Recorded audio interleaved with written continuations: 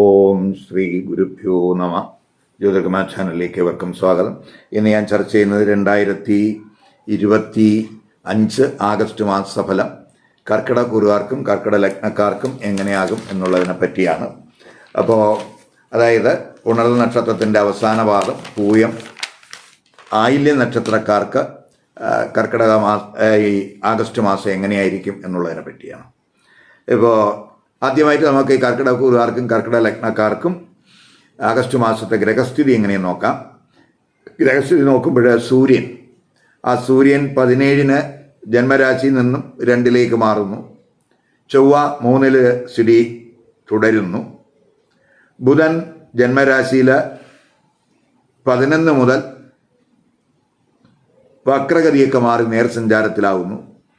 ഗുരുവാണെങ്കിൽ 12-ല് ശുക്രനോടൊപ്പം സഞ്ചരിക്കുന്ന സമയമാണ്. ശുക്രൻ 21-ന് ആ 12-ൽ നിന്നും ജന്മരാശിയിലേക്ക് രാശി മാറുന്നുണ്ട്.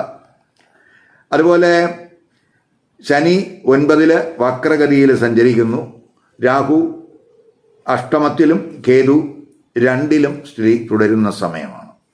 ഇപ്പം ഇവിടെ ഞാൻ പറയുന്നത് പ്രത്യേകിച്ച് ഈ കർക്കിടകൂറിൽ പെടുന്ന നക്ഷത്രക്കാർക്കും കർക്കിടക ലഗ്നം വന്നിട്ടുള്ള, അത് ഏത് നക്ഷത്രത്തിൽപ്പെട്ടവരായാലും കർക്കിടക ലഗ്നം ആണെങ്കിൽ ആ കർക്കിടക ലഗ്നം വന്നിട്ടുള്ളവരുടെയും ഫലമാണ് ഇവിടെ പറയുന്നത്. ആദ്യം നമുക്ക് ഈ കർക്കിടകൂറുകാർക്കും കർക്കിടക ലഗ്നക്കാർക്കും അവരുടെ ആഗസ്റ്റ് മാസത്തിലെ ഗ്രഹസ്ഥിതി അനുസരിച്ച് ആരോഗ്യസ്ഥിതി എങ്ങനെയെന്ന് നോക്കാം. ആരോഗ്യസ്ഥിതി പൊതുവെ നോർമലാണ്, എങ്കിലും ആഹാരത്തിൽ ശ്രദ്ധിക്കേണ്ടുന്ന സമയമാണ്. അവസാനത്തെ പകുതി രവിയും അതുപോലെ കേതുവൊക്കെ 2-ല് വരുന്നുണ്ട്. അത് ചിലർക്ക് നയന സംബന്ധമായോ ദന്ത സംബന്ധമായോ എന്തെങ്കിലുമൊക്കെ ഇഷ്യൂസ് ഉണ്ടാകാനിടയാകാം. അതുപോലെ തന്നെ ഗുരു ശുക്രൻ 12-ലാണ്. ഇപ്പം ചിലർക്ക് ഈ ഡയബറ്റിക് പ്രോബ്ലമൊക്കെ ഉള്ളവർ അല്പം കെയർ വേണ്ടുന്ന സമയമാണ്. മാനസികമായിട്ടൊരു സുഖക്കുറവൊക്കെ അനുഭവപ്പെടും. കാരണം 4-ാം ഭാവാധിപൻ ശുക്രൻ 12 നിൽക്കുന്ന സമയമാണ്. അതുപോലെ 6-ാം ഭാവാധിപനായിട്ടുള്ള ഗുരു 12-ലാണ്. 6-ലും 8-ലും ഗുരുവിൻ്റെ ദൃഷ്ടിയൊക്കെ ഉണ്ട്. അപ്പോൾ നമുക്കെന്തെങ്കിലും ആരോഗ്യ പ്രശ്നങ്ങൾ വന്നാൽ തന്നെയും അവയൊക്കെ തന്നെ നമുക്ക് സമയോചിതമായിട്ടുള്ള ട്രീറ്റ്മെൻറ്റിലൂടെ അവയ്ക്ക് ഒരു പരിഹാരം ഉണ്ടാകും എന്നും കൂടെ മനസ്സിലാക്കുക. അഷ്ടമത്തിൽ രാഹു സ്ഥിതിയുള്ള സമയമായതുകൊണ്ട് ദൂരയാത്രകളിൽ ശ്രദ്ധിക്കണം. ഡ്രൈവിങ്ങിലൊക്കെ ഒരു കെയർ വേണം. മാതാവിൻ്റെ ആരോഗ്യകാര്യത്തിലും ശ്രദ്ധിക്കണം. കാരണം 4-ാം ഭാവാധിപൻ 12-ലാണ് സഞ്ചരിക്കുന്നത്. ഇനി നമുക്ക് ഈ കർക്കിടകൂറുകാരുടെയും കർക്കിടക ലഗ്നക്കാരുടെയും തൊഴിൽ സ്ഥിതി എങ്ങനെയാണ് നോക്കാം. തൊഴിൽ സ്ഥിതി ചിന്തിക്കുമ്പോൾ 10-ാം ഭാവാധിപൻ ചൊവ്വയാണ്. ആ ചൊവ്വ 3-ലാണ്. ആ ചൊവ്വ 3 നിന്നുകൊണ്ട് 10-ൽ ദൃഷ്ടിയും ചെയ്യുന്നുണ്ട്. ഇപ്പോൾ തൊഴിലിൽ വലിയ പ്രശ്നങ്ങൾ കാണുന്നില്ല. ചിലർക്ക് തൊഴിലിൽ മാറ്റങ്ങൾ വന്നേക്കാം. ഉത്തരവാദിത്തങ്ങളൊക്കെ തൊഴിലിടത്ത് കൂടുന്നതിനും സാധ്യതയുണ്ട്. അതൊക്കെ ചിലപ്പോൾ വർക്ക് പ്രഷർ കൂട്ടാൻ ഇടയാക്കും. അഷ്ടമ ഭാവാധിപനും കർമ്മകാരകനുമായിട്ടുള്ള ശനി, ആ ശനി ഭാഗ്യസ്ഥാനത്ത് വക്രത്തിലായതുകൊണ്ട് നമുക്ക് ഭാഗ്യ തടസ്സങ്ങളൊക്കെ ഉണ്ടാകും. എങ്കിലും നമ്മുടെ കർമ്മ മേഖലയുടെ വിജയം എന്ന് പറയുന്നത് നമ്മുടെ ഹാർഡ് വർക്കിന് അനുസരിച്ചായിരിക്കും എന്ന് മനസ്സിലാക്കുക. അപ്പോൾ അതുപോലെ തന്നെ നമ്മുടെ ചിലരെ സംബന്ധിച്ചിടത്തോളം അവർ നല്ല വർക്ക് ചെയ്തിട്ടും അവർ പ്രതീക്ഷിച്ച ഒരു ഗുണം കിട്ടുന്നില്ല എന്നൊരു തോന്നലൊക്കെ ഈ സമയത്തുണ്ടാകും. അതുപോലെ കൂടെ വർക്ക് ചെയ്യുന്നവരുമായിട്ടൊക്കെ ചിലപ്പോൾ ചെറിയ അഭിപ്രായ വ്യത്യാസങ്ങളോ തെറ്റിദ്ധാരണകളോ ഈ സമയത്ത് ഉണ്ടാകുന്നതിനും സാധ്യതയുണ്ട്. അതൊക്കെ മാനസികമായിട്ട് വൈകാരികമായിട്ടുമൊക്കെ ഒരു പിരിമുറുക്കം അവരുടെ ഭാഗത്ത് ഉണ്ടാകും. ഇപ്പം രവിയും കേതുവുമായിട്ടുള്ള യോഗമൊക്കെ അവസാനത്തെ പകുതി വരുന്നത് കൊണ്ട് ഉന്നത ഉദ്യോഗസ്ഥർ പ്രത്യേകിച്ച് അവരെന്തെങ്കിലുമൊക്കെ തീരുമാനം എടുക്കുമ്പോൾ വളരെ ശ്രദ്ധിക്കണം. അതേസമയം 5-ാം ഭാവാധിപൻ ആയിട്ടുള്ള ചൊവ്വ 3-ൽ നിൽക്കുകയും അതുപോലെ 6-ാം ഭാവാധിപനായിട്ടുള്ള ഗുരു 12-ൽ നിൽക്കുകയും ചെയ്യുന്നത് ഗുണകരമാണ്. പ്രത്യേകിച്ച് ഈ ടെസ്റ്റിലും ഇൻ്റർവ്യൂകളിലുമൊക്കെ പങ്കെടുക്കുന്നവർക്ക്, തൊഴിൽ അന്വേഷകർക്ക് ഒക്കെ തന്നെ അവരുടെ കഴിവ് തെളിയിക്കാൻ കഴിയുന്ന ഒരു ഗ്രഹസ്ഥിതിയാണ്. അതുപോലെ വിദേശത്ത് വർക്ക് ചെയ്യുന്നവർക്ക്, വിദേശത്ത് സേവനം ആഗ്രഹിക്കുന്നവർക്ക് അനുകൂലമായിട്ടുള്ള ഒരു സാഹചര്യം, അവർക്ക് തൊഴിലവസരങ്ങളൊക്കെ വിദേശത്ത് ഉണ്ടാകുന്നതിനും സാധ്യത കാണുന്നു. ഇനി ബിസിനസ്സുകാർക്ക്, ഇപ്പോൾ ബിസിനസ്സുകാരെ സംബന്ധിച്ചിടത്തോളം ബിസിനസ്സുകാരകനായിട്ടുള്ള ബുധൻ ജന്മരാശിയിലുണ്ട്. ആദ്യ പകുതി ആ സൂര്യനും ബുധനുമായിട്ടുള്ള ഒരു ദൃഷ്ടി ആ 7-ലുണ്ട്. അത് ബിസിനസ് കാര്യങ്ങളിലൊക്കെ അനുകൂലമായിട്ടുള്ള ഒരു ദൃഷ്ടി എന്ന് പറയാം. അതേസമയം 7-ാം ഭാവാധിപനായിട്ടുള്ള ശനി 9-ൽ വക്രത്തിലായതുകൊണ്ട് നമുക്ക് പ്രതീക്ഷിക്കുന്ന രീതിയിലുള്ള ഒരു ഉത്തേജനം ബിസിനസ്സിൽ ഉണ്ടാകണമെന്നില്ല. അതുപോലെ തന്നെ വിദേശ വിപണനമൊക്കെ നടത്തുന്നവർക്ക് നിലവിലെ സ്ഥിതി തുടരുന്നതിനുള്ള ഒരു അവസ്ഥയാണ് കാണുന്നത്. ഇനി വിദ്യാർത്ഥികൾക്ക്, ഇപ്പോൾ വിദ്യാർത്ഥികളെ സംബന്ധിച്ചിടത്തോളം രവി ബുധനൊക്കെ ജന്മരാശിയിലുള്ള സമയമാണ്. ഇപ്പോൾ ആദ്യ പകുതി ജന്മരാശിയിൽ രവിയും ബുധനും ഒക്കെ ഉണ്ട്. സൂര്യനും ബുധനുമായിട്ടുള്ള യോഗം എന്ന് പറയുന്നത് ന്യൂനയോഗമാണ്.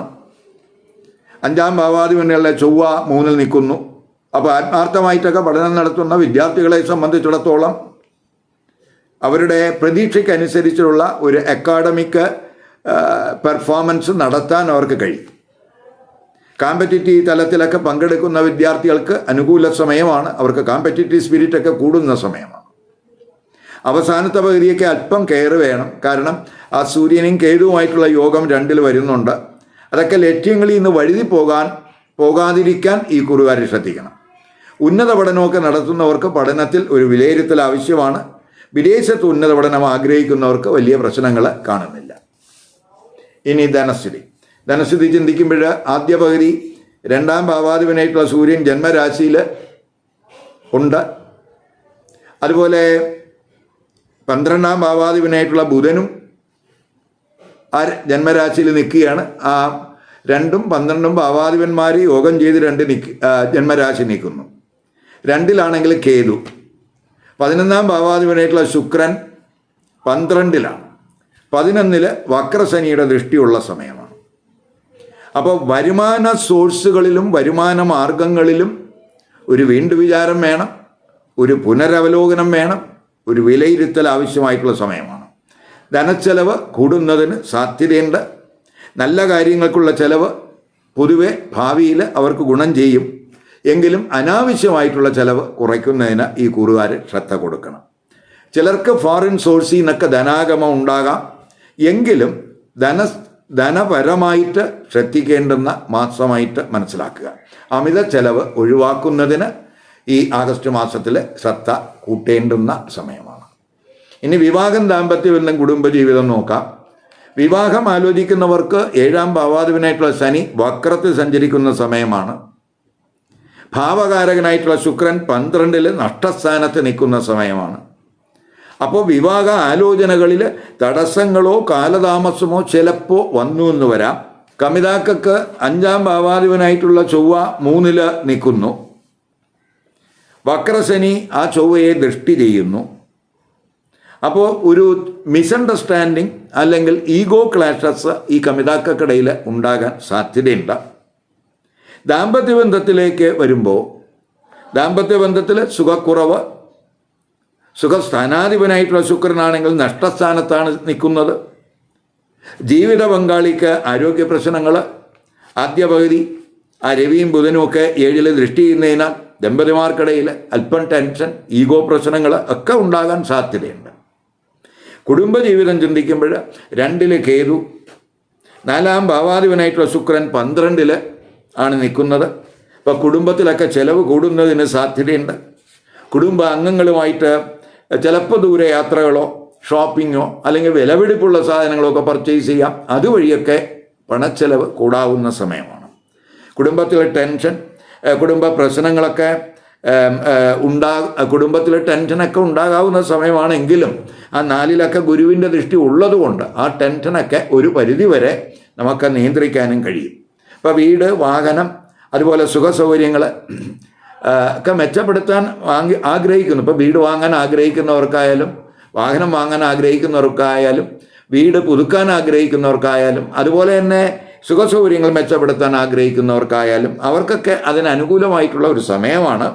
പൊതുവെ കുടുംബ ചെലവ് കൂടുന്ന സമയമായതുകൊണ്ട് നമ്മൾ ആ ചെലവിൽ ഒരു നിയന്ത്രണമൊക്കെ കൊടുത്ത് പോകണം. അല്ലെങ്കിൽ കുടുംബത്തിലൊരു ടെൻഷനൊക്കെ അത് വഴിതെളിക്കും എന്നും കൂടെ മനസ്സിലാക്കുക. ആഗസ്റ്റ് 6, 7, അതുപോലെ 10, 11, 19, 20 ഈ തീയതികൾ അനുകൂല ദിവസങ്ങളല്ല. അതുകൊണ്ട് ശുഭകർമ്മങ്ങൾ ഈ സമയത്ത് ഒഴിവാക്കണം. പുതിയ സംരംഭങ്ങൾ തുടങ്ങുന്നത് അത്രത്തോളം അഭികാമ്യമായിട്ട് കാണുന്നില്ല ഈ ദിവസങ്ങളിൽ. അതുപോലെ സുപ്രധാന തീരുമാനങ്ങൾ എന്തെങ്കിലും എടുക്കുന്നുവെങ്കിൽ അതും ഈ ദിവസങ്ങളിൽ ആകാതിരിക്കാൻ ശ്രദ്ധിക്കണം. ഇവിടെ ഞാൻ പറഞ്ഞതെല്ലാം തന്നെ ഈ കർക്കിടകക്കൂറുകാരുടെയും കർക്കിടക ലഗ്നക്കാരുടെയും ഒരു പൊതു ഫലമാണ്. അപ്പോൾ ഈ കർക്കിടകക്കൂറിൽപ്പെടുന്ന നക്ഷത്രക്കാർക്കും കർക്കിടകക്കൂറിൽ കർക്കിടക ലഗ്നം വന്നിട്ടുള്ളവർക്കും ഈ ഫലത്തിൽ വലിയ മാറ്റമൊന്നും വരില്ല. അതേസമയം ഏത് നക്ഷത്രത്തിൽ പിറന്നവരായാലും അവർക്ക് കർക്കിടക ലഗ്നം വന്നിട്ടുണ്ടെങ്കിൽ ഈ ഫലം അവർക്കും ബാധകമാണ് എന്നും കൂടെ മനസ്സിലാക്കുക. അപ്പോൾ ഈ കർക്കിടകക്കൂറുകാർക്കും കർക്കിടകക്കൂറിലെ നക്ഷത്രക്കാർക്ക് ചിലർക്ക് മാത്രമേ കർക്കിടക ലഗ്നം വരികയുള്ളൂ. മറ്റുള്ളവർക്ക് വ്യത്യസ്ത ലഗ്നരാശികൾ വരും. അങ്ങനെ വ്യത്യസ്ത ലഗ്നരാശികൾ വന്നിട്ടുള്ളവർക്ക് ഈ കൂറിൻ്റെ ഫലത്തോടൊപ്പം അവർക്ക് അവരുടെ ലഗ്നരാശി അറിയാമെങ്കിൽ ആ ലഗ്നരാശിയുമായിട്ട് ബന്ധപ്പെട്ട് പറയുന്ന ഫലവും കൂടെ ഇതിനോടൊപ്പം കേൾക്കണം. എങ്കിൽ മാത്രമേ അവർക്ക് ആഗസ്റ്റ് മാസത്തിലെ ഒരു പൊതുഫലത്തിൻ്റെ ഒരു കൃത്യചിത്രം അവർക്ക് കിട്ടുകയുള്ളൂ. മാത്രമല്ല നമ്മൾ മനസ്സിലാക്കേണ്ട ഒരു കാര്യം എന്ന് പറയുന്നത് ഈ കൂറിൻ്റെ ഫലത്തെക്കാളും കൂടുതൽ കൃത്യതയെന്ന് പറയുന്നത്, സൂക്ഷ്മതയെന്ന് പറയുന്നത് ലഗ്നഫലത്തിനാണ്. അതുകൊണ്ട് ലഗ്നം ഏതാണെന്ന് മനസ്സിലാക്കി ആ ലഗ്നഫലവും കൂടെ കേൾക്കുന്നതിന് ഈ കുറുകാർ ശ്രദ്ധ കൊടുക്കുക. ഈ വീഡിയോ ഇഷ്ടപ്പെട്ടുവെങ്കിൽ ലൈക്ക് ചെയ്യുക, ഷെയർ ചെയ്യുക. അതുപോലെ സബ്സ്ക്രൈബ് ചെയ്യാത്തവർ സബ്സ്ക്രൈബ് ചെയ്ത് കാണുക. മറ്റൊരു പുതിയ വിഷയമായി അടുത്ത വീഡിയോയിൽ കാണാം. നമസ്കാരം.